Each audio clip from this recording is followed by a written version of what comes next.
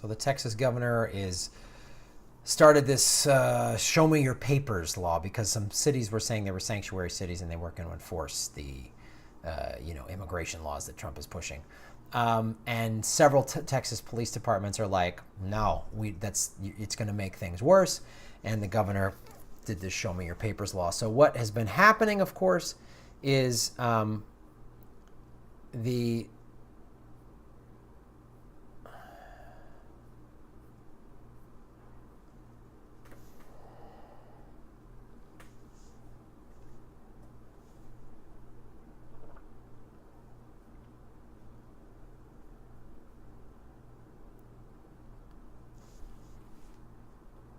governor of Texas, in a response, so when Trump passed the immigration ban, some cities said we're going to be sanctuary cities, and then the governor passed. He wants to pass a law saying that they can't do this because there's a sheriff, Travis County Sheriff Sally Hernandez, and the governor Greg Abbott. After Hernandez refused to honor detainer requests for jail inmates unless they were charged with a serious crime like murder or sexual assault, Abbott then vowed to pass a law that would let him fire her for failure to comply. So he did this on Facebook Live, and then he calls this the, her sanctuary city policies that won't be tolerated in Texas. And there's this video, and I got this off the Intercept, so you can see links to the videos, and then they interview some of these cops in, I believe, Houston. And he's like, this is to make America safer. And it's like, I've reported this. I reported this back in January when the chief of the Los Angeles Police Department said, this is not going to work in the Latino communities. People are going to they're not going to want to report crimes. Several months later, the city of Los Angeles said, reporting of crimes in the Latino communities is down something like 20-some%. So then and there's some great interviews here. The Houston police chief is like, look, he goes, I have a 9-year-old son. Let's say my son is snatched up by a pedophile while he's waiting at the bus stop to go to school for the school bus, right? And the only person that has evidence, that sees what happened, that's a witness, is the nanny that's an undocumented, or the guy mowing the lawns, or somebody like that that's an undocumented. They're not going to come forward. And he's like, look me in the eye and tell me that makes us safer. And it's unbelievable. And then there's another interview with a Latino cop who's like, look, I came to this country from Mexico. It took me 20 years to get my citizenship. It takes a lot longer than you think. And they talked to another cop, it's like, we do huge outreach in the Latino community to say, we're not going to detain you if you're illegal. We just want you to give us evidence, come forward if you witnessed a crime, right? And this law is awful, and it's set to take effect, Senate Bill 4, September 1, it sets to ban local law enforcement agencies from adopting patterns or practices that limit cooperation with U.S. immigration and customs enforcements. Sheriffs, police chiefs, and jail administrators face Class A misdemeanor charges and fines up to $25,500 if they violate the law by instructing officers not to inquire about immigration status or comply with so-called detainer requests to transfer jailed immediately to ICE custody.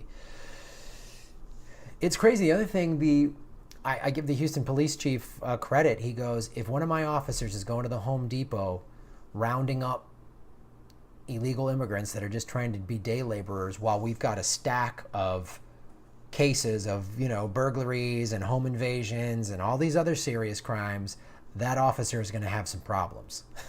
He said this on camera. And they've gone through a whole debate on the Texas Senate floor. And during the emotional debate event, Democratic Representative Mary Gonzalez described her experience as a survivor of sexual assault and said that women and children who are survivors of sexual assault, rape, human traffickers are the people who will feel the disconnect from law enforcement, the people who are supposed to make them safe. In April, Houston Police Chief Art Acevedo, that's the guy that's also interviewed in this, announced that before SB 4 had even passed, Houston Police Department saw nearly 43% decrease in the number of Hispanic victims reporting rape, even as rapes reported by non-Hispanics increased by 8%. So it wasn't like less rapes were happening. This is so short-sighted. It's so awful.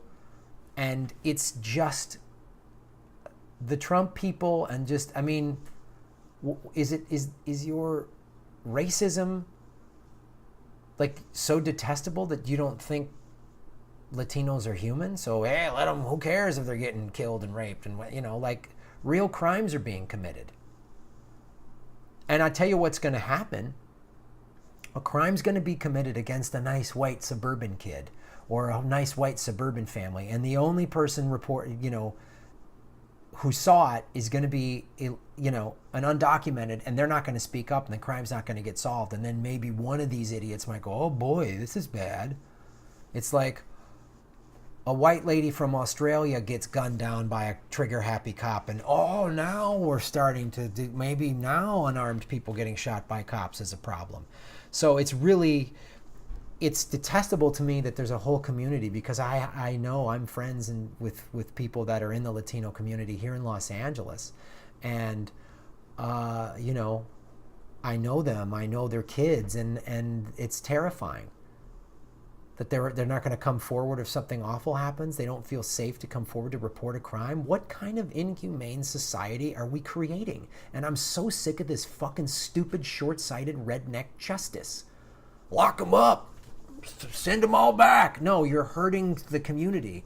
You know, don't give me God and country, because if you believe in Jesus, if you're a Christian, there's no way you would want this to happen to your fellow human beings. And I'm here to tell you, too, that it's hurt the economies. It's hurt the economy of cattle ranchers in Texas. It's hurt the agricultural economies in Wisconsin and North Carolina, really seriously in California. So it's stupid and it's short-sighted, it's inhumane, and it's actually making America less safe. It's like the bombing of civilians in the Middle East. Is it really stopping terrorism? No, it's creating more terrorists. So this militarized, heartless, bloodthirsty policy is horrible, and it is bad for America. It's against what America truly should be standing for, which is equality for everybody, and it's against the teachings of Jesus Christ. So if you call yourself a Christian and you support this, you're not a Christian. You don't understand religion. You don't have a heart or a soul. You should be wanting to help the less fortunate, not let them get raped and be afraid to report it.